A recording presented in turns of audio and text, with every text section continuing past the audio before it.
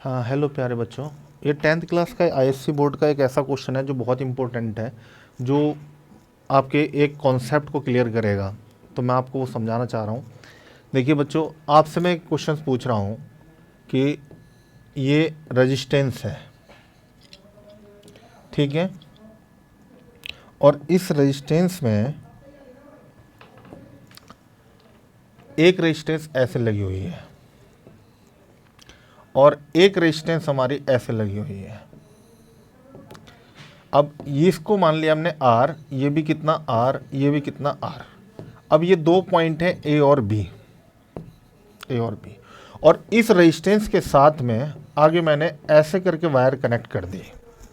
अब क्वेश्चन ये बनता है कि ये जो डायग्राम है, क्या सीरीज पैरेलल, कितना इसका आंसर निकलेगा। ये ऐसे कॉन्सेप्ट का बोर्ड के एग्जाम में क्वेश्चन दे सकते हैं इस बार। तो आपको समझना है कि इस क्वेश्चन का आंसर क्या होगा। अब कितने सारे बच्चे हैं इसको बोलेंगे कि ये पैरेलल हो गया या सीरीज हो गया, तो क्या कॉम्बिनेशन लगेगा इसमें।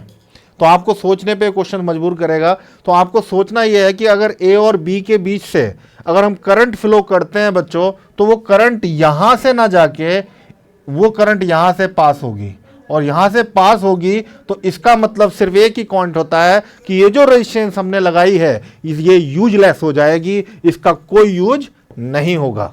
इसका मतलब दो रेजिस्टेंस काम करेंगी और सीधा इसका आंसर हो जाएगा R S is equal to only R plus are.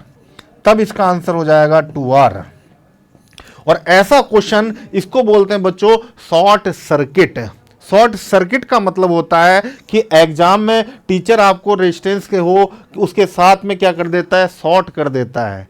तो शॉर्ट करने का मतलब करंट अब यहां से पास हो गई, यहां से नहीं जाएगी, सीधा इस रेजिस्टेंस का यूज नहीं होगा। तो ऐसा क्वेश्चन 2 नंबर का या 1 नंबर का आपके पेपर में इस सार आईएससी बोर्ड के एग्जाम में देखने को मिल सकता है।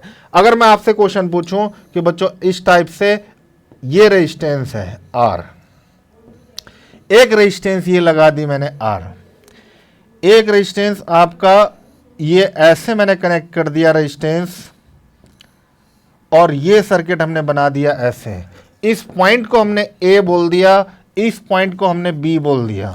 अब इस डायग्राम में ये आपका R है, ये भी आपका R है, ये भी आपका R है। तो आप मुझे बताएंगे कि इस पूरे सर्किट का टोटल रेजिस्टेंस कितना होगा। मैं उसी कॉन्सेप्ट पे बात कर रहा हूं जो कॉन्सेप्ट अभी आपको समझाया गया है।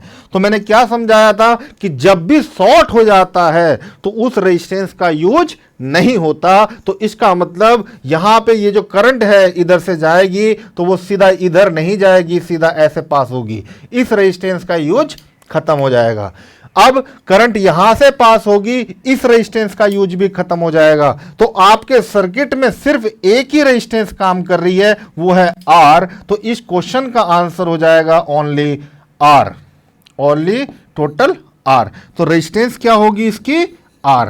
तो ये क्वेश्चन आपका बोर्ड के एग्जाम में ऐसा आ सकता है, ठीक है बच्चों। ये आपका इस चैप्टर से, करंट वाले चैप्टर से इस टाइप का क्वेश्चन आपको देखने के लिए 10th में मिल सकता है। Okay, all the best.